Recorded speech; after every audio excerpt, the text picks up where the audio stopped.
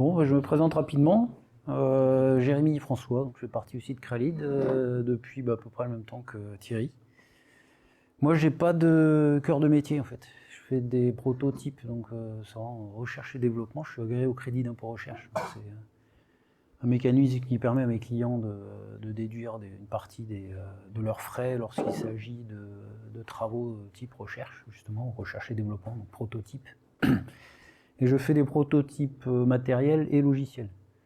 Donc ça va de l'électronique jusqu'à l'infrastructure réseau pour remonter des données s'il faut.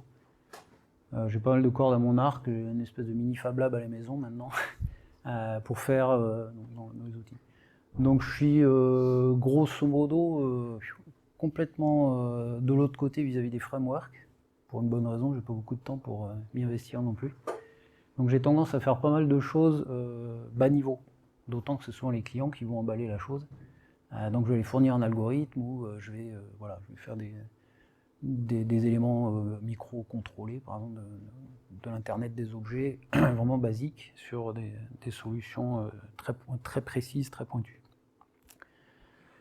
Du coup, là, l'idée, c'est de faire des présentations assez courtes sur des thèmes. Là, on va en faire 2 ou 3, si on a le temps, sur des thèmes assez pointus où j'espère que soit ça va vous éveiller, soit ça va vous faire penser à d'autres choses, soit, comme ici, j'espère, vous donner l'envie de basculer sur de la ligne de commande Unix, qui est une très bonne façon, extrêmement efficace de mon point de vue. Ça fait 15 ans que je ne fais quasiment plus que du Linux, d'accélérer tout son temps de déploiement, de manipulation, vraiment de traitement de fichiers, de compilation. Enfin, il y a vraiment beaucoup de choses qu'on peut faire en ligne de commande qui sont vraiment très très rentables. D'ailleurs, on va voir ça.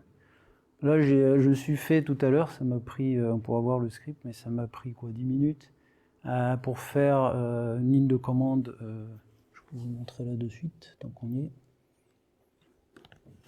Je me suis fait un petit serveur en fait. Comment il s'appelle? Donc c'est un petit serveur en shell, donc en script Unix. Ça c'est que du shell. Alors si vous regardez la grosse partie, ça a une bonne tête de web. En fait, c'est tellement du web que c'est exactement les octets qui seraient retournés par un serveur web. C'est pour ça que ça commence avec le protocole, comme je vous disais, que j'étais bas niveau.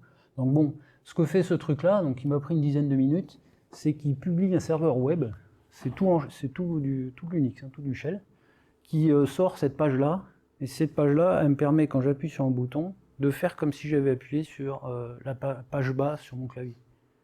Du coup, ma présentation, qui est là, qui est une présentation web, c'est fait en Reveal.js. Si vous ne connaissez pas, c'est vraiment très sympa. Du coup, comme c'est du web, ça permet de le déployer partout. Cette présentation-là, quand j'appuie sur le bouton, ça envoie la requête web à mon shell script, qui lui va simuler l'appui sur page down, exactement comme si j'avais appuyé sur page down sur le clavier. C'est typiquement des trucs qu'on peut faire en shell. Alors après, voilà, comme on dit, Unix c'est trivial quand on connaît les 1000 commandes de base. C'est pas tout à fait vrai, vous allez voir, c'est quand même assez facilement déployable. Mais ça permet de faire des trucs qui sont vraiment très très puissants, très rapidement. C'est pas fait pour faire de l'application. On peut faire du CGI, j'en fais de temps en temps, du CGI en shell, pour typiquement de l'IoT, un truc qui est vite fait, ou un truc qui est très, très court, qui n'a pas besoin de gros déploiement, quoi. Les inconvénients qu'on donne souvent donc, à Unix, shell. Le shell, en fait, c'est l'enchaînement des commandes Unix, finalement, l'organisation des commandes Unix. Là, on va presque être que sur des commandes. On ne va pas vraiment aborder le shell lui-même, on pourra le faire une autre fois. Ça a une réputation d'être old school, donc vraiment rustique, à l'ancienne, les vieux gourous Unix poilus.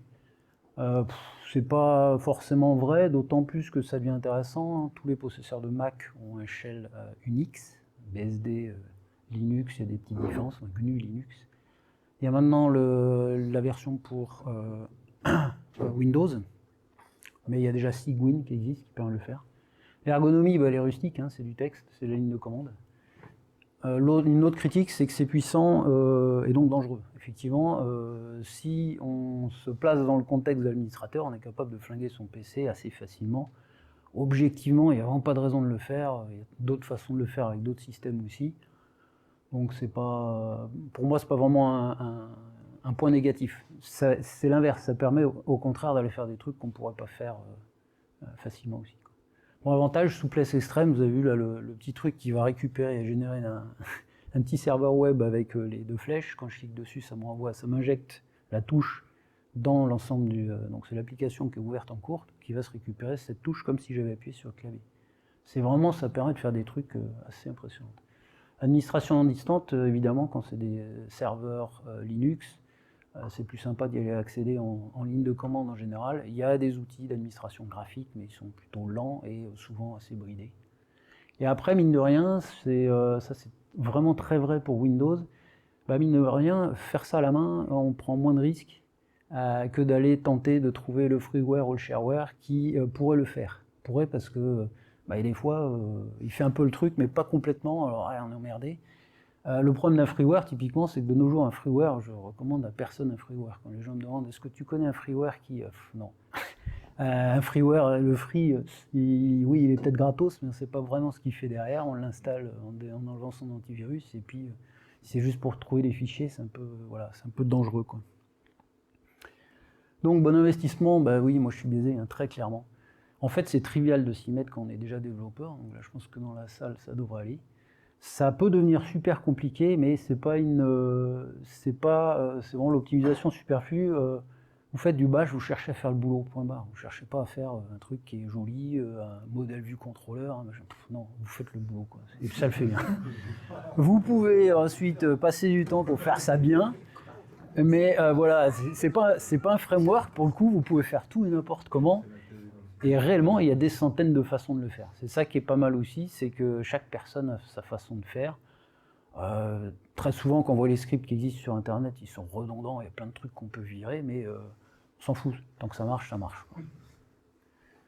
Donc, variante, j'en ai parlé un petit peu. Donc, particularité de ceux qui sont sous Mac, ils sont sous BSD, qui est en fait un héritier de Unix, alors que Linux est reparti de zéro, enfin de Minix historiquement.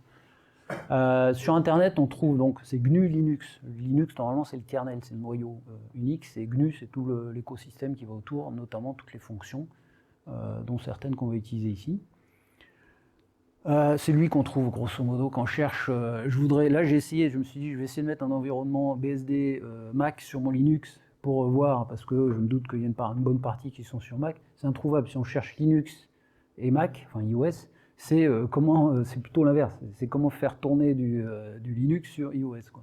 Et effectivement, clairement, les commandes sont beaucoup plus fournies dans l'écosystème GNU. Donc j'en ai parlé rapido, Windows Subsystem for Linux, ou Cygwin. En grosso modo, j'ai l'impression que je ne connais pas bien Windows et je freine. Grosso modo, j'ai l'impression que c'est une machine virtuelle Linux qu'ils ont mis dans Windows.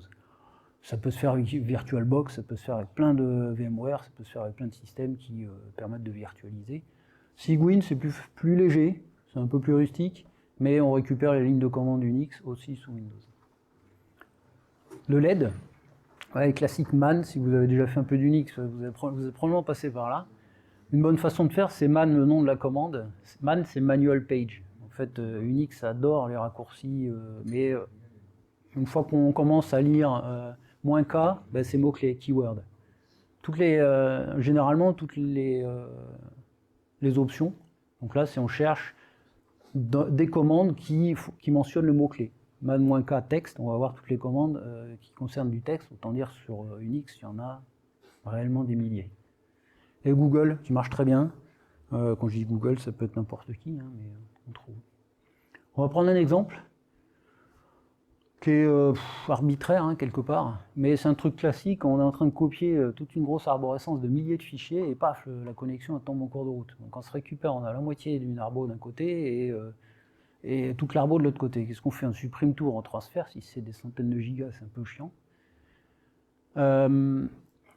Donc typiquement, moi ça m'est arrivé sur mes photos, j'ai des doublons parce que j'avais mis un dossier de photos dans un coin, j'avais backupé une autre fois rapidement avant de travailler autre, et puis là je me récupère réellement 100 gigaoctets de photos, 26 000 fichiers, et j'ai des duplicats dedans. Alors comment on fait pour les retrouver?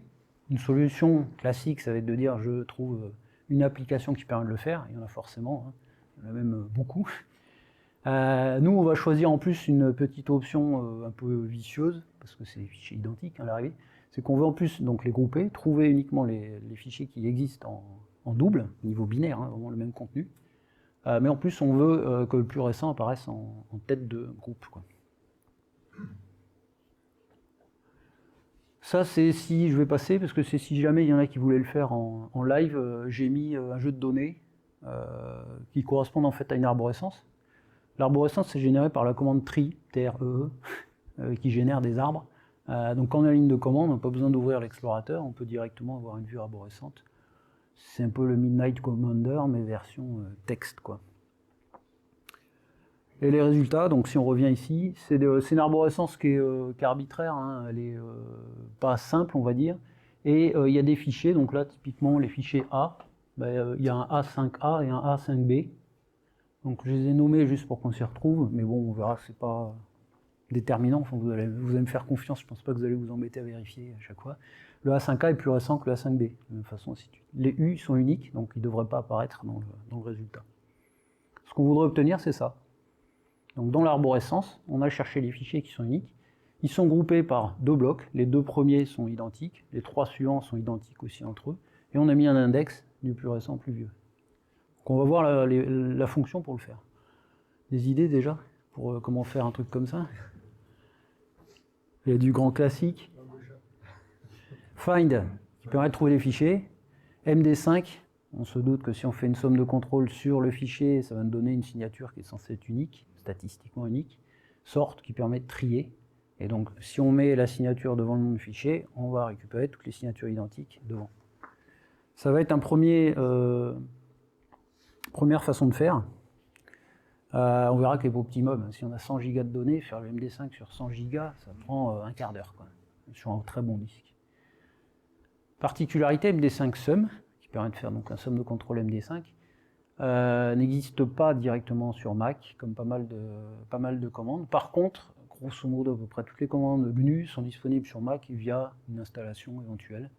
Il y a même le Core Utils, je crois, qui permet d'installer une grosse partie directe des commandes GNU, donc d'avoir un peu plus de latitude sur ce qu'on peut faire sur Mac. Classiquement, Man MD5, on peut en garder un. Hein.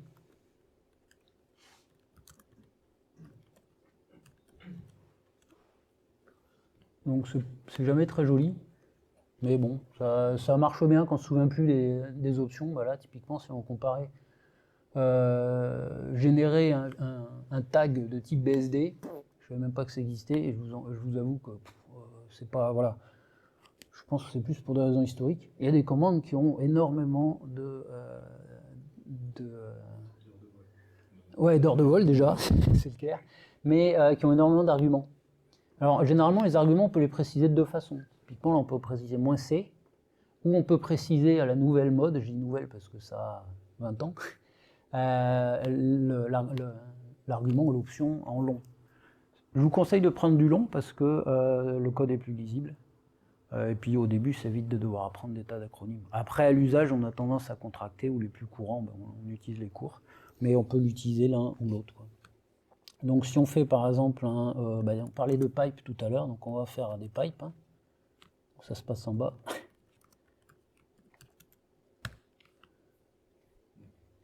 On peut utiliser MD5 aussi, donc on peut utiliser directement sur un fichier. Si je fais un MD5 sum sur, je sais pas quoi, là, c'est le beau qui sont dans ce dossier, vous pardonnerez. C'est ce que répond MD5. Donc c'est la signature du fichier, et en plus il met le nom du fichier à côté, ce qui honnêtement est embêtant, généralement. Alors on va voir que ça va nous intéresser. Donc MD5 il marche sur un fichier classiquement, mais il marche aussi un pipe. Donc le pipe c'est la même chose que sur Angular. Angular a clairement, je pense, repompé, on va dire, le principe du pipe. Sur Windows, dans l'auto-exec, dans le batch par défaut de Windows, Le pipe n'est pas un pipe quand vous faites un type nom de fichier pipe more, si jamais vous l'avez fait il y a 20 ans. En fait, c'est une commande le pipe more est une option de la commande type. C'est absolument pas du tout homogène au sens où le pipe en Unix, il utilise std_in, donc l'entrée standard, et std_out, la sortie standard. Il va brancher la sortie de la commande précédente, le echo Toto, qui aurait affiché Toto. Plutôt que de l'afficher, pipe, qu'est-ce qu'il en fait? Il l'injecte dans la commande qui suit. C'est vraiment le truc de base en Unix, c'est utilisé absolument partout et c'est extrêmement puissant. Donc ben voilà, par exemple, voilà, si mon téléphone il se met en veille, je ne peux plus faire mon page down. Find, une autre commande qu'on va utiliser. Sur iOS, pareil, le find de base, c'est un find Unix à l'ancienne et il y a beaucoup de commandes qui n'existent pas, enfin beaucoup d'options qui n'existent pas. Donc, je ne sais pas pourquoi ils l'ont nommé find utile, hein, ça, désolé. Il faut installer install find utils qui vous donne la fonction qui s'appelle gfind. Donc, pardonnez-moi s'il y a des endroits où je dis find et pas gfind si vous êtes sur Mac, mais c'est la même chose une fois qu'elle est installée. Ils ont dû la nommer gfind parce que sur Mac, il y a déjà une commande qui s'appelle find et donc ça évitera des conflits. Les options basiques, donc c'est à nouveau des options de la commande find. Type F, on cherche un fichier. On pourrait mettre type D, on cherche un dossier. Note path git quelque chose, c'est on pourrait avoir l'inverse, on pourrait choisir path git, c'est de dire s'il n'y a pas le note, hein, on cherche que des fichiers dont le chemin inclut .git. Grosso modo, on ne chercherait que les fichiers qui se trouvent dans le dossier .git. Généralement pas super intéressant. Nous, c'est plutôt l'inverse. On met un note devant, tout bêtement. Donc, si on fait un find type F, on cherche les fichiers, note path dont le chemin n'est pas git. Jusque-là, il n'y a rien de... Je pense qu'on doit à peu près arriver à le faire, c'est même pas dit avec tous les explorateurs de fichiers standards, de dire je vais rechercher un fichier dont le chemin ne contient pas un élément. C'est pas forcément évident, mais peut-être que ça existe, quoi. Et il y a un dernier argument qui est très intéressant au find, c'est le -exec. Donc on va le voir plus tard, c'est qu'est-ce qu'on fait du fichier qu'on a trouvé. On peut lui faire plein de trucs, on peut faire une archive, on peut l'envoyer sur un autre serveur, enfin, on a vraiment toute la possibilité. Un exemple donc en ligne, find -exec mdsum, on fait une somme de contrôle md5 sur le fichier trouvé. Alors il y a une syntaxe un peu vicieuse, find est assez chiant au début. Une fois qu'on a passé la petite marche, on n'y pense plus trop. En fait, c'est le -exec, il va dire, pour chacun des fichiers qu'on a trouvé, là, sur cette ligne, j'ai pas mis le type F, juste pour une raison de formatage, sinon ça revenait à la ligne. Mais il faut le mettre, parce qu'un MD5 sur un dossier, il va râler. Alors, il mettra juste une erreur, hein, ça va pas beaucoup aller plus loin comme erreur. Mais bon, donc find, il va trouver les fichiers et les dossiers par défaut. Et sur chacun de ces fichiers, il va exécuter quelque chose, donc qui va du md5 sum jusque, et c'est là où on se fait avoir au début, il est entre côtes, c'est-à-dire que ce n'est pas un point-virgule qui sépare deux instructions du bash, comme c'est actuellement ou dans n'importe quel langage de programmation, hormis quelques-uns à la Python. Ça, c'est juste un argument de plus au find, qui lui dit c'est la fin de mon exec. Donc c'est ce truc-là, on se fait avoir de temps en temps. On le voit souvent écrit anti/, point-virgule. C'est exactement la même chose, c'est qu'on a coté, on a protégé le point-virgule pour dire au shell Unix, on va faire un exemple, ne prends pas toi le point-virgule en question, mais c'est un argument de la commande find. Donc là, ce qu'on lui dit, c'est d'exécuter md5 sum sur cette syntaxe, c'est le fichier en cours de find. Donc grosso modo, pour chacun des find, il va exécuter, hop, on va le faire là, c'est B2B,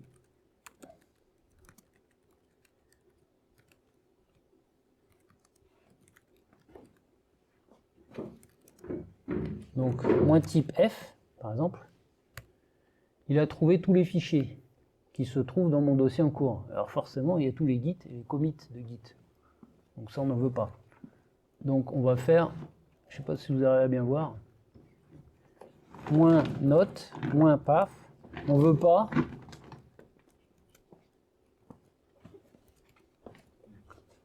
veut pas les trucs de git. Ah, déjà, c'est plus court, quoi. Alors, on retrouve les fichiers en question, là, les scripts en question, Mais on retrouve ce qui nous intéresse surtout, c'est les D2, D1, ainsi de suite. C'est dommage, quand je sélectionne, ça devient noir. Donc là, on a bien les fichiers du dossier en cours, excepté ceux de Git. On ne peut pas faire ça. Ça ne marchera pas du tout, ça ne va pas du tout faire ce qu'on veut. C'est que ça fait la somme de contrôle de tout ce que le find a sorti.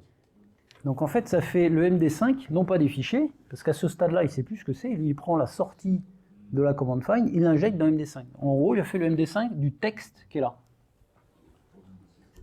Et pas le MD5 du... donc quelque part, c'est une signature de l'arborescence nommée, on va dire, du find. L'intérêt est assez négligeable. Non, nous, on voudrait exécuter MD5 sur chacun des fichiers. Donc en fait, ça, c'est l'argument exec de find. Si on fait ça, là, il râle, il dit je ne sais pas quel fichier je dois traiter, je ne sais pas quelle est la chose. Ça, c'est le fichier en cours, hein, c'est vraiment le fichier que find est en train de manipuler. Et il dit il manque toujours un truc à exec, et exec, il lui faut ce marqueur-là. Alors, ils ont pris le point-virgule, symboliquement, ça fait du sens. Par contre, c'est chiant, parce que si on met ça, ça ne marche pas non plus, parce que ça, c'est comme si on fait echo toto, echo titi. C'est deux commandes séparées. C'est le point-virgule exactement comme en C ou comme dans pas mal d'autres langages. Donc, pour lui dire que c'est la fin, c'est la subtilité du find, on peut lui dire non, c'est vraiment un argument que je veux passer. Et on le protège en mettant des quotes ou des doubles quotes. Et là, effectivement, il a exécuté MD5sum sur chacun des fichiers, en spécifiant le nom du fichier, puisque MD5sum, c'est vraiment comme si on avait exécuté MD5sum du premier, MD5sum du deuxième, ainsi de suite. Donc on retrouve bien le nom qui est symbolisé par cette double accolade, quoi. Pardon? On voit bien là? Ouais. Alors justement, la suite. Ici, on affiche déjà les fichiers uniques. Ah oui, j'ai oublié le sort. Sort par défaut, bah, il est bête, hein. On va faire pipe sort, il trie. Donc là, la différence par rapport au-dessus, c'est qu'il a groupé, il a trié par défaut par là. Donc 0, 3, 4, 5, 8. Ensuite, il passe en... Faut que je pousse un petit peu l'écran. Ah, je vais déplacer la fenêtre, c'est plus facile. Donc il a bien regroupé. Par contre, ça reste encore illisible pour un humain. D'une part. Et d'autre part, il a quand même mis les fichiers uniques. Là, notre U, par exemple, qui n'existe qu'une seule fois. Il a bien qu'une entrée, mais MD5, lui, il fait son MD5, il ne calcule pas. C'est vraiment la philosophie Unix de une commande fait un truc, et c'est tout, point barre. Et en fait, c'est une très bonne approche, parce que il y a des commandes qui ont vraiment un paquet d'arguments. Généralement, on ne les connaît pas toutes. Et très souvent, on se retrouve à utiliser juste un sous-ensemble des arguments, parce que ça correspond bien au nom de la commande, et on fait des pipes, et on utilise d'autres commandes qui sont bien faites pour faire ce qu'on veut faire. Mais c'est vraiment la philosophie Unix, c'est une commande fait un truc, elle le fait bien, et elle fait que ça, quoi. Donc là, MD5, il prend un fichier, il fait la somme de contrôle, il affiche la somme de contrôle et le nom du fichier. Tout à l'heure, quand on avait fait echo toto MD5sum, il y a un moins, parce qu'en fait, il ne connaît pas le nom du fichier, pour le coup, vu que c'est le texte toto qui est arrivé, donc par défaut, il met moins, qui est souvent la symbolisation du stdin, donc du flux entrant de données. Donc, on a bien les problèmes qu'on avait là. C'est-à-dire, effectivement, on a les fichiers uniques qui sortent et on n'a pas formaté comme on voulait en se séparant. Formatage sous Unix, ça reste général, hein, c'est à chaque fois ces trois commandes existantes que tout le monde utilise dans le monde Unix plus ou moins. Perl, bon, ça commence à être vieux, c'est dommage parce que c'est absolument magnifique, c'est assez extraordinaire comme langage. On peut faire des boucles for 1.36, il n'y a même pas de variable, mais la variable elle est implicite. Donc c'est un langage qui est vraiment bizarre parce qu'on peut écrire du code où il n'y a pas de variable et dans 98% du cas, il va utiliser la bonne variable. Donc c'est assez étrange, c'est très très compact, c'est extrêmement efficace. Par contre, il ne faut pas l'utiliser parce qu'il faut être très bon en Perl et il faut que derrière vous, il n'y ait que des très bons en Perl. Sinon, c'est un carnage, quoi. Donc en termes... voilà, si c'est vraiment pour vous, vous avez l'habitude de faire du Perl, faites du Perl, on peut vraiment tout faire avec, on peut faire du client-serveur, c'est vraiment un langage complet, quoi. Donc généralement, les deux concurrents qui restent, c'est Sed et Awk. Sed, il est très bien pour les petits boulots, on l'utilise assez massivement pour les remplacer. Je peux vous faire un exemple rapido, hein. Echo, Toto, Pipe, comme d'hab, sed substitute, c'est pour ça que je dis faut le lire en anglais, hein, c'est le S de la substitution, ben on remplacer les O par des I. Il met Tito, parce que ça, il a remplacé le premier, il est passé à la suite. Global, il va tous les remplacer. Donc sed est assez cryptique. Là, on a choisi ça comme séparateur, on peut prendre un autre caractère. Hein. Il prend le premier, il prend ce qu'il trouve là, il remplace par ça. Même coup bas. Donc sed est pas mal, c'est vraiment un outil recommandable pour faire du petit boulot d'expression régulière, extraire le énième mot, des choses comme ça. On va utiliser ici awk, qui est bien plus propre, bien plus lisible, parce que là on peut vraiment écrire une espèce de petit bout de code, quoi. Donc voilà notre première commande, enfin fonction, script.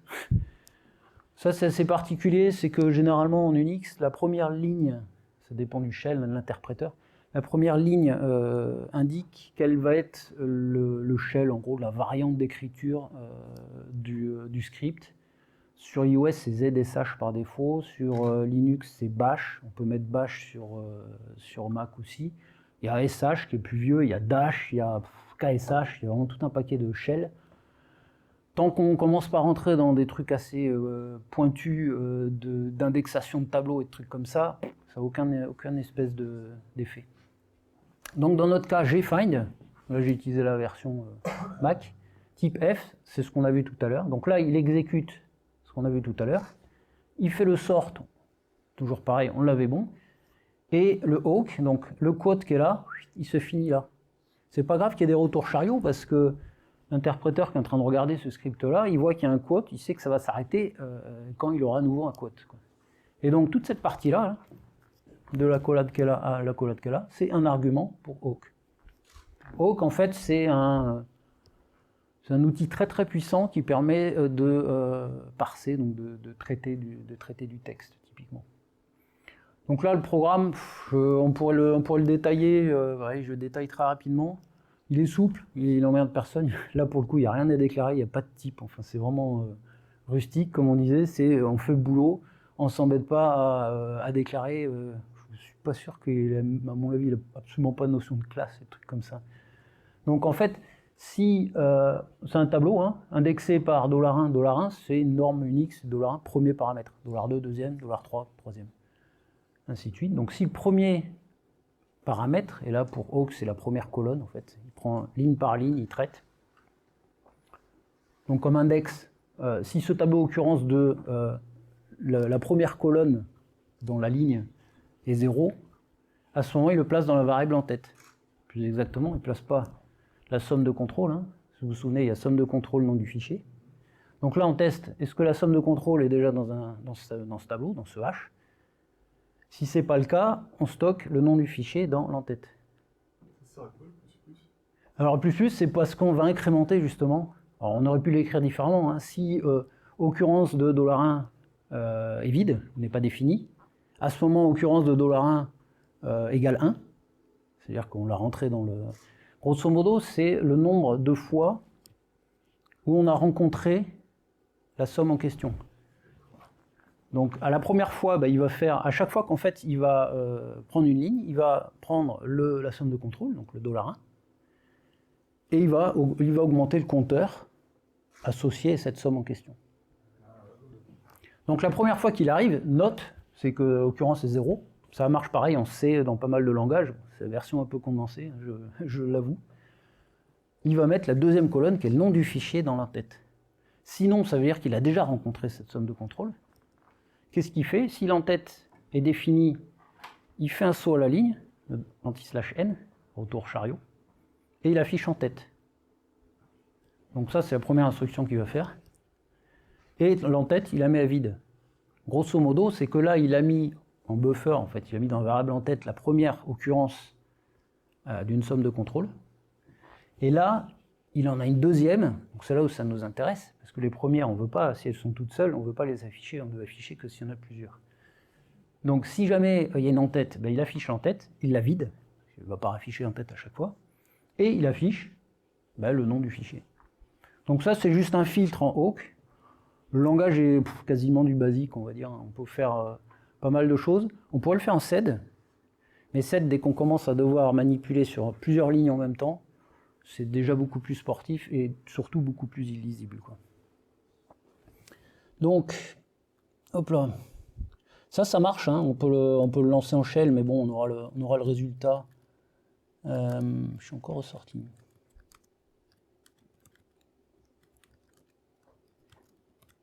FindDup 1. On a le résultat qu'on escomptait. Il n'y a pas de surprise. La façon de faire quand on développe, quasiment systématiquement en Unix, on le construit morceau par morceau. Vous avez vu, j'ai fait des exemples. D'abord, j'ai fait MD5. Ok, ça me convient. Il y a la somme de contrôle, le fichier à droite, nickel. Ça va nous servir pour le awk tout à l'heure. Le find, on récupère tout. Ah ouais, mais il y a git. Hop, moins note, paf, git. On vire. Et puis, bah, du coup, on va injecter le MD5 dans le find. Le sort, il trivial, paf, il trie par la première colonne, c'est réglé. Et le awk, un peu plus compliqué ici, qui va nous virer les occurrences uniques et rajouter des sauts de ligne en début de ces occurrences. Alors, il y a un truc qu'on n'a pas fait quand même, c'est qu'on n'a pas mis l'ordre chronologique dont on parlait. Alors en fait, je vous avoue que l'ordre chronologique, j'ai rajouté, c'est un peu arbitraire, parce que c'est les mêmes fichiers. Mais n'empêche que ce qui m'intéresse, moi, c'est de savoir, quand j'ai raté une copie d'une arborescence complète, c'est quels sont les derniers et les premiers. Typiquement, où est-ce que je me suis loupé, quelle est l'arborescence qui est partiellement copiée, par exemple, s'il y a un certain nombre de fichiers. Donc c'est pour ça que j'ai rajouté cette idée de les duplicats les plus récents se trouvent en tête. Là, on va utiliser une autre commande de find. Alors c'est une commande qui n'existe que sur le GNU find, pas le find par défaut de Mac, qui est printf, qui accepte tout un paquet d'arguments assez scabreux. Hein. Si vous avez déjà fait des printf en C, c'est % quelque chose pour formater. Cette syntaxe-là, c'est purement, il affiche le temps, l'époque du fichier, donc en seconde Unix, hein, depuis le 1er janvier 70. On va faire un petit test. Si on fait un find -printf, donc %, on va formater. Si je mets S, par exemple, on va le voir plus tard. Alors, je vais l'écrire comme ça. Qu'est-ce que c'est que ce truc qui m'a affiché? S, c'est size. Donc là, il m'a affiché la liste de tous les... il ne m'a pas affiché le nom des fichiers, comme le fait le find par défaut, mais il m'a affiché leur taille. Alors on a plein de possibilités, hein, et dont le fameux, effectivement, %t, si je ne me trompe pas, là je me trompe, en l'occurrence, c'est %t dièse, c'est l'inverse. Enfin, t arrobase. Là, on a la taille, le S, et l'époque Unix. Alors, typiquement, c'est là où, quand je dis c'est rustique, Unix, il y a des fois, voilà, faut pas réfléchir. C'est la syntaxe. Bon, après, il suffit d'aller faire le mindfind, et puis je pense qu'on va le retrouver quelque part, ou un coup de Google, comment avec find je trouve l'époque, enfin la date du fichier. Donc là, ça nous intéresse parce que du coup, on peut récupérer la date en question. Donc si on fait, mon find il est placé, hop là, à droite.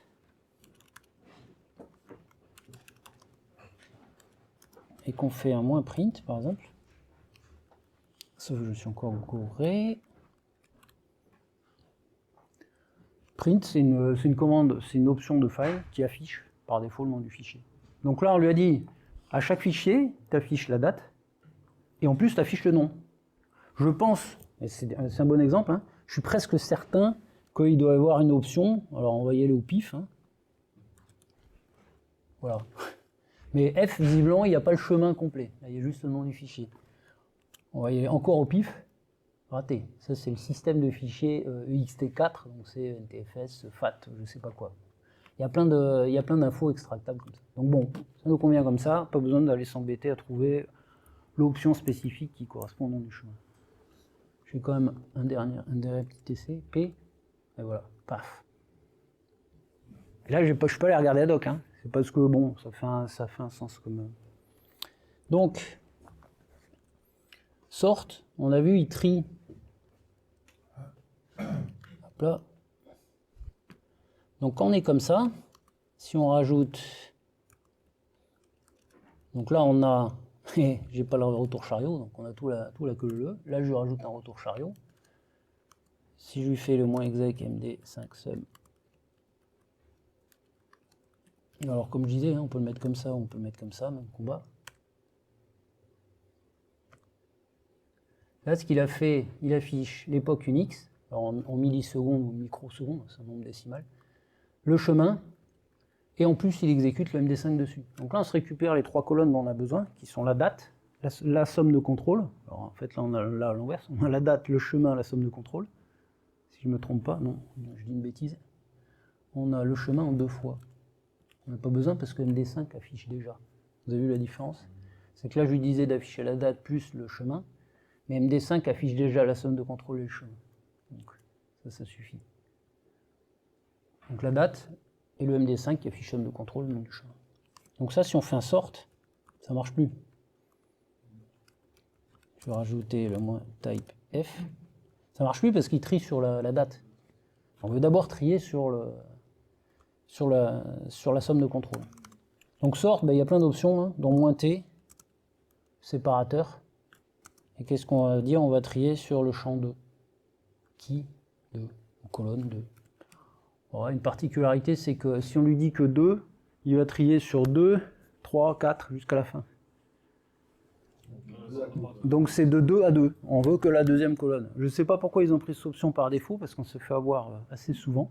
Et on ne comprend rien pourquoi est-ce que voilà, on a voulu trier 2 puis 1, et en fait il trie 2, 3, puis 1, 2, 3. Et voilà. Donc il faut mettre le début, la fin, on ne s'embête pas. Et là on aura trié par donc la deuxième. Alors il faudrait virer moins note, paf. Oui, en fait on le construit vraiment. Git. Ouais, tout à fait. Et donc là, on est censé avoir, je suis où?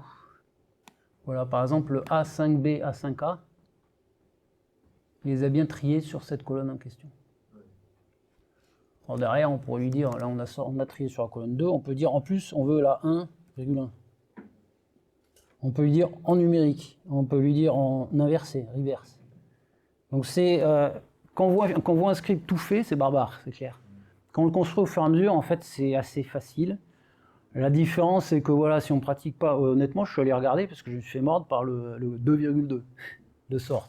Je suis allé sur Google, je me souvenais qu'il y avait une ruse avec Google, sort, problème, colonne, bam, on tombe direct sur le... Tout le monde se farcit ce problème-là, donc il y a la réponse sur Internet. Il faut vraiment construire au fur et à mesure, quoi.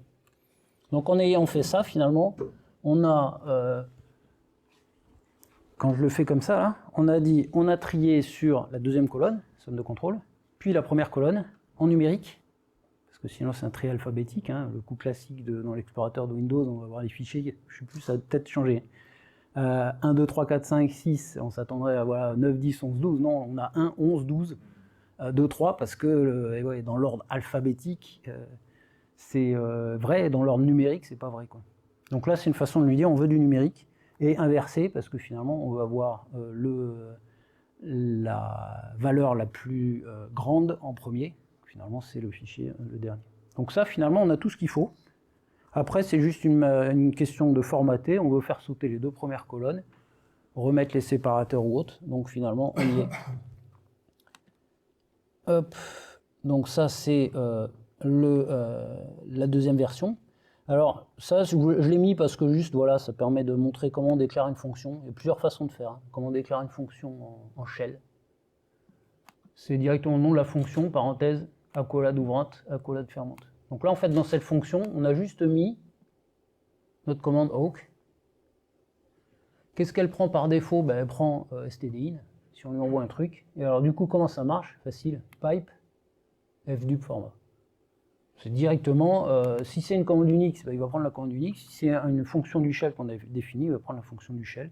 Ça pourrait être fdup format, on pourrait en faire un fichier à part, le mettre dans usr local bin, dans le chemin. Elle serait aussi vue, donc c'est facile et c'est pas mal parce que ça permet de se faire des tas de petites commandes. Moi je l'utilise par exemple pour des variantes de Git ou pour trouver certains types de fichiers ou pour trouver du texte exclusivement dans des fichiers de type C, .h, .js, .html en ignorant les autres. Et du coup, on se fait son find_c ou find_source ou n'importe quoi, et on va l'utiliser pour faire ce boulot-là. Et on peut l'utiliser dans d'autres fonctions, quoi. Donc ça, en fait, c'est la version... Alors, il y a une petite modif, là, elle n'est pas grande, hein, sur Awk. Donc, on teste la deuxième colonne, ce coup-là, puisque la première, c'est le temps, la deuxième, c'est la somme de contrôle, la troisième, c'est le nom du fichier. Donc, c'est juste, tout à l'heure, on avait $1 et $2, maintenant, on a $2, $3. La première colonne, on s'en fout, elle nous a juste servi à trier, quoi. Le reste, kiff. Allez, une dernière version finale, je pense que je déborde pas mal. Comme je disais, MD5, il prend tous les octets du fichier et il fait une somme de contrôle. Donc quand on a 100 gigas de fichiers, bah, il va passer 100 gigas de binaires dans MD5 au total pour générer des sommes de contrôle. Alors c'est un peu con parce que si le fichier n'existe qu'une seule fois, on aura calculé MD5 dessus qui ne sert à rien, quoi. Donc on peut l'optimiser, et on l'optimise, là pour le coup ça passe de 15 minutes à 1 minute. Hein. On va faire un premier filtrage. Alors comment on peut filtrer rapidement pour savoir si deux fichiers potentiellement sont identiques ou pas? Plus exactement, on peut savoir très facilement que deux fichiers ne peuvent pas être identiques s'ils n'ont pas la même taille. Le gros avantage, c'est que la taille elle est stockée dans le système du fichier, on n'a pas besoin d'ouvrir le fichier, c'est directement le système qui nous dit le nom, la taille, la date de dernière modification, plein d'infos en question, quoi. Ouais, je ne suis pas dans le mauvais sens. Le %s de tout à l'heure, taille du fichier, là il va nous être utile. Sort-n, tri numérique, on l'a vu. Unique, alors unique, lui ce qu'il fait c'est rigolo, c'est que normalement, il n'affiche que les lignes consécutivement, hein, c'est l'approche unique, c'est-à-dire lui il ne fait pas de tri. Vous faites votre sort, pipe unique. Si vous faites unique et vous avez A, B, A, B, il va vous sortir A, B, A, B. Par contre, si vous avez A, B, B, A, il va vous sortir A, B, le deuxième il l'a déjà, il ne le met pas, à nouveau A. Donc finalement on trie sur les tailles, donc plus exactement on affiche les tailles des fichiers, juste les tailles, hein, c'est ça qui est assez intéressant, on s'en fout de savoir du nom du fichier, on a juste une colonne de l'ensemble des tailles des fichiers locaux. On les trie, on dit je veux unique, une option bizarre de -d, c'est pour dire je veux que les tailles qui sont présentes en plus d'une fois. Donc finalement c'est l'inverse de ce que ferait l'unique, c'est qu'il ne sort que les trucs qui sont en doublon. Et donc finalement ce qu'on sort à la sortie toutes les tailles qu'on a triées, qu'on a fait en unique, qu'on a passé par unique -d, c'est l'ensemble des tailles qui sont en double dans le système de fichiers. Et ça nous intéresse parce que c'est les seuls fichiers qu'on a besoin de comparer. S'il y a une taille qui est, on va faire le test, hein, hop là, donc %s, et on lui remet le %p. Ouais, j'aime pas ça. Donc moi je préfère, c'est plus lisible, typiquement. Là je lui ai dit de nous afficher la taille, %s, de mettre un espace, je suis pas sûr s'il y a besoin parce que sinon il va coller, et d'afficher le nom du fichier. Donc là-dedans on voit, c'est les tout petits fichiers hein, que j'ai fait. 5 octets, 5 octets, 4 octets, ainsi de suite. Celui-là il fait 6 octets, c'est le seul qui fait 6 octets dans la série des D1, D2 qui nous intéresse. On va pas lui faire le MD5, ça sert à rien.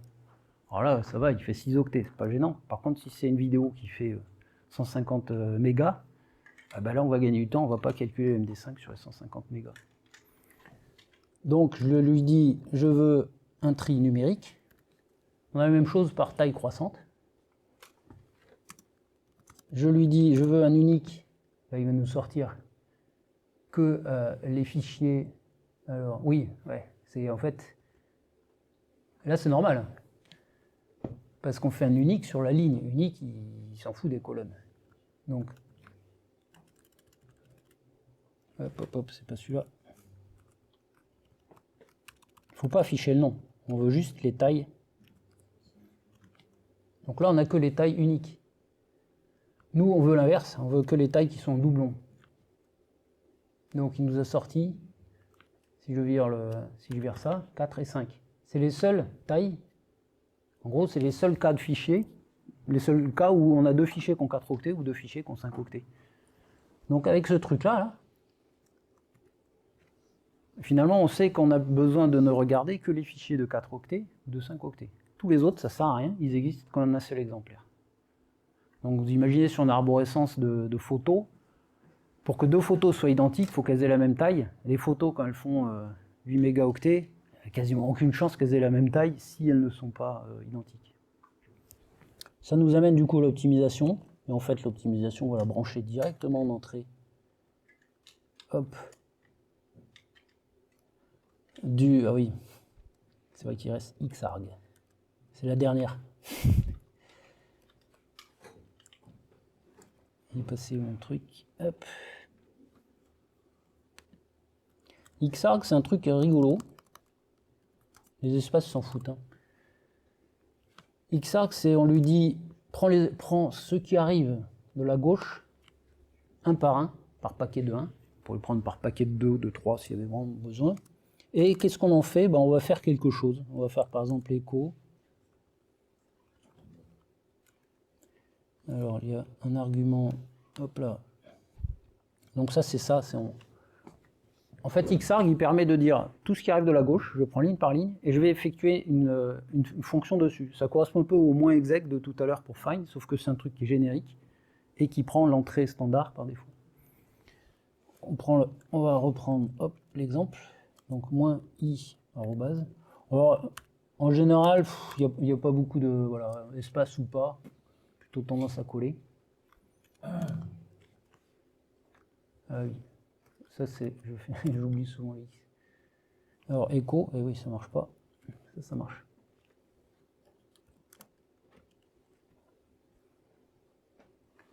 Donc, si vous vous souvenez, on affiche 4 et 5 à cette sortie-là. Ici, on injecte à Xarg 4, puis 5. Xarg, on lui dit, prends les arguments qui arrivent, un par un, c'est généralement ce qu'on fait, mais des fois, on veut pouvoir en sortir 3 d'un coup. Et le moins i, il est un peu bizarre, on peut y mettre ce qu'on veut, hein, l'arrobase.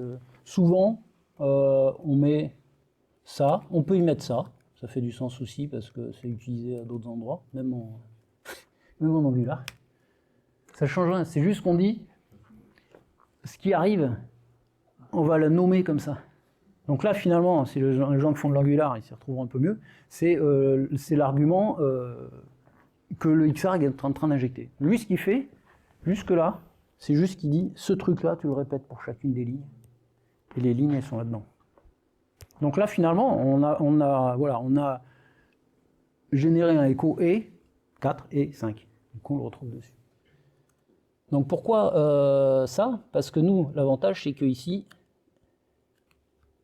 on va mettre notre findUp. Alors pas directement, hein, mais quasiment. Ouais, il y a juste un bémol. Très souvent, on voit while readline, do. On peut utiliser $line derrière. Down. C'est-à-dire que c'est un peu l'équivalent. C'est que while readline, il va lire une ligne, il la met dans un variable line. Et entre le bloc do et down, on peut faire quelque chose avec la variable line qui est dans $line. Ça marche, ça pose d'autres soucis, parce que le readline, s'il y a des espaces dans la ligne, enfin des retours chariots, Xarg est bien mieux, il va beaucoup plus vite en plus. Et puis bon, finalement, ça fait moins de code à taper, donc ça c'est plutôt sympa. Et donc ça c'est notre dernier. Alors, ce qu'on vient de voir, je l'ai mis dans une fonction qui s'appelle taille en doublon. Plus ça va, peut-être avec l'âge, je sais pas, mais plus je fous des variables longues comme ça. Parce que c'est con, mais au moins on le relit, on revient 6 mois plus tard, on se pose pas de questions, on a vu le nom, on sait ce que c'est, quoi. Alors quand on le fait en shell, hein, on fout des Z, des totos, des titis, des trucs courts, quand c'est vraiment en ligne. Par contre, quand on les met dans les fichiers, en général, c'est quand même mieux de faire quelque chose. Donc lui, il fait ce qu'on a vu, il sort purement les tailles de fichiers qu'il faut qu'on regarde. Et ce qu'on fait ici, c'est qu'on dit, on va le lancer, on récupère les tailles des fichiers qu'il faut qu'on regarde, pipe. Dans le Xarg, c'était ce qu'on voyait. Alors là, on a utilisé le dollar. Tout à l'heure, on avait la accolade, un par un. Qu'est-ce qu'on fait? Ça, en fait, on l'a déjà fait. Sauf que, il y a cet argument qu'on a rajouté. Find, type fichier, size, c'est en caractère. Je cherche les fichiers qui ont la taille underscore C. L'underscore, c'est Xarg qui nous le rend. Donc ça, en fait, c'est qu'il nous dit, quand on fait un find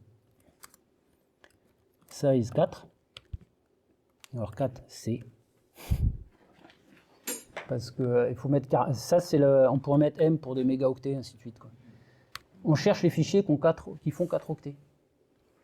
C'est une autre option de find, quand on a type F, type machin, type bidule. Donc là, finalement, on va chercher des fichiers qui font telle taille.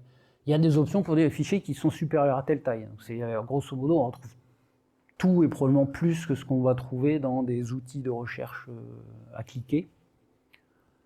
Et ce qu'on ne l'a pas, ben on fait un exec ou un xarg derrière et on le récupère. Donc là, le reste est kiff-kiff. On cherche juste comme critère les fichiers qui font la taille en question. Derrière, tout le reste est pareil que la précédente commande. Et j'ai même pas remis le fdub format, c'est celui qu'on avait mis avant. Voilà. Bilan. Le FineDub 2 qui passe tout le monde à la moulinette MD5 sur mes 92 Go, il met 15 minutes à s'exécuter. La deuxième version, elle met 1 minute 4. Alors je disais tout à l'heure, ça sert à rien d'optimiser.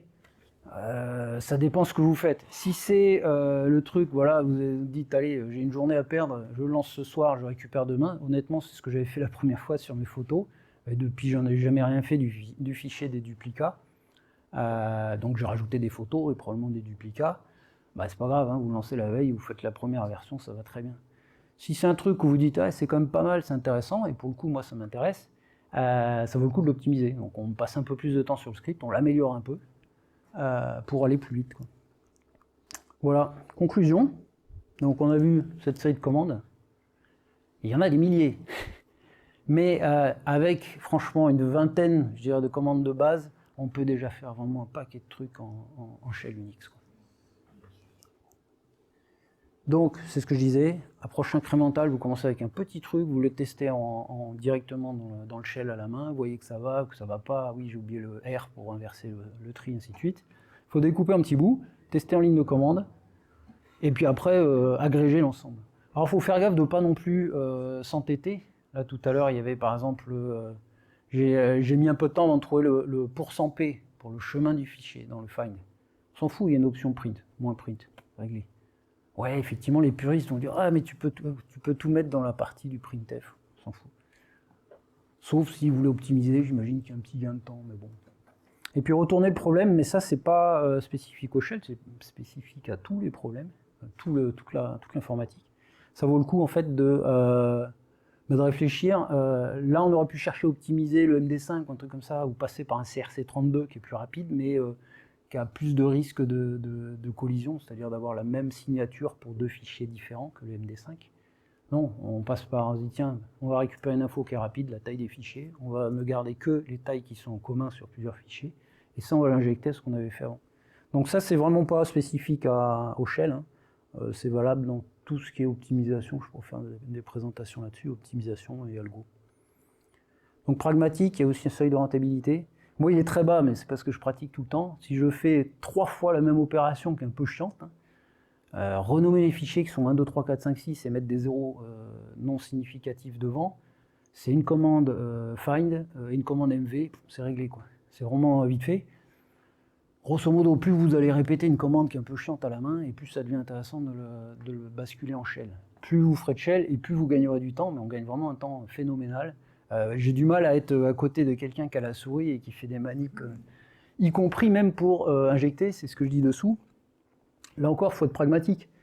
Ligne de commande, plus un éditeur. Si vous avez l'habitude de faire des chercheurs remplacés par expression régulière dans votre éditeur, vous n'avez pas besoin de vous embêter avec sed. Vous faites votre tambouille, vous sortez le résultat de la commande, vous le mettez dans votre éditeur de fichiers coupé-collé, vous faites votre opération habituelle, changement de colonne ou n'importe quoi, y compris dans Excel s'il le faut, hein, faire la somme, extraire, trier sur la troisième, extraire des lignes et faire la somme. Donc c'est pas une fin en soi. Il ne faut pas hésiter à mélanger, à l'utiliser. Et donc voilà, c'est la fin. Faut pas faire ça. C'est rigolo. Mais ça, c'est typiquement, c'est ce qu'on a, hein, c'est la fonction résultat qui a été foutue en ligne. Bam. Alors là, il n'y a pas de commentaire, déjà, il n'y en a pas beaucoup dans le code avant. Mais mine de rien, on a résolu le problème en 230 caractères. C'est quand même pas beaucoup, quoi. Un tweet. Ça rentre dans un tweet, ouais. Bien vu. Voilà. Bon, j'ai dû déborder un peu aussi. Ah ouais, Reveal.js, c'est pas mal, hein. Je vous le conseille. On peut l'écrire en plus en Markdown. Donc c'est vraiment, il y a un fichier index, on y met section / section, et puis à chaque fois c'est... il est bien foutu, ça existe depuis un bon bout de temps. Hop, vous avez des questions? Ah ben là, c'était mon test de tout à l'heure. Moyen de faire un RM en commençant par la deuxième. Donc on a la liste des doublons, on peut supprimer, mais Ah oui. Alors ben justement, là l'avantage c'est que si on prend, donc je descends dedans, je fais mon findUp 3, SH, le awk affichait l'index, qui était le nombre d'occurrences de la somme de contrôle. On veut virer tous les fichiers qui ne sont pas les plus récents. On utilise notre commande, grep. Alors si on fait grep, alors je vais faire ça bien avec une expression régulière, début de ligne, qui commence par 1. C'est casse-gueule parce que ça va attraper les 10, 11, 12. Donc début de ligne qui commence vraiment par 1. Il a sorti que ceux qui commencent par 1. Donc on ne veut pas 1, on veut... Alors la syntaxe c'est la syntaxe regex, hein, mais ça on la retrouve à peu près dans tous les langages, avec quelques variantes, Perl, POSIX, ainsi de suite. Donc on veut début de ligne, excepté les caractères 1. Donc ça c'est tous ceux qui ne commencent pas par 1. Mais alors, il y a aussi plus simple, hein. grep-v, inverse. Et au passage, il prend les lignes vides. Alors c'est gênant, il y a les lignes vides. Si on fait un xargs rm, alors on va refaire moins n1. C'est dommage que par défaut, je crois qu'il ne le fait pas. On va mettre ça dans la variable, hop, comme ça. Là, il va buter tout le monde, mais il va quand même faire des rm avec rien. Oh, pas terrible, quoi.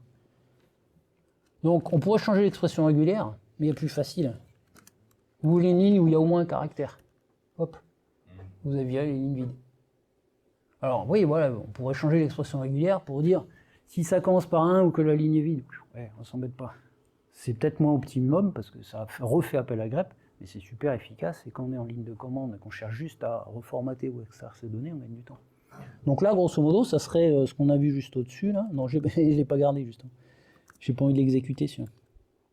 On peut, hein, d'un autre côté, j'ai le... Donc, moins n1, moins i, on va le mettre dans la variable accolade. Alors, un truc aussi à faire quasiment systématiquement quand vous faites un rm, donc on l'aurait écrit comme ça. Si vous le faites, il va le faire. Et si on n'est pas encore trop sûr de l'algorithme, bon, c'est du coup à péter pas mal de trucs. Si on fait un backup avant le machin... Voilà, c'est typiquement là où ça devient dangereux. Ben, qu'est-ce que je fais? Je fais ça. Et là, il va m'afficher RM et ce qu'il aurait fait. Et alors, d'ailleurs, pour le coup, on voit un problème, c'est qu'il veut, effectivement, il a matché 2 quelque chose, il va vouloir faire, et si jamais on avait un fichier qui s'appelait 2, peu probable, mais allez savoir, il aurait supprimé le fichier 2 aussi, et c'est pas ce qu'on voulait. Donc ça, c'est typiquement un cas de... on l'incrémente, et il vaut mieux tester quand c'est des commandes un peu dangereuses type RM. Donc là, bon, il faudrait rajouter, il y a plein d'options, hein, on va en montrer une. Donc là, on a récupéré, je ne vais pas mettre l'ensemble, mais cut, c'est une commande de base vraiment très très utile. Séparateur et premier champ ou deuxième champ. Et donc hop, on l'enchaîne dans le xarg. C'est vraiment du Lego. Et les commandes de base sont assez simples. Donc formater du CSV qui fait 300 mégaoctets ou des trucs comme ça, c'est infiniment plus rapide que de devoir se farcir du truc à la main. Encore plus si dans vos données, vous avez des erreurs, des lignes vides ou des trucs comme ça. C'est super efficace pour filtrer ces lignes problématiques qui vont vous faire péter votre Excel au bout d'un quart d'heure de calcul, typiquement.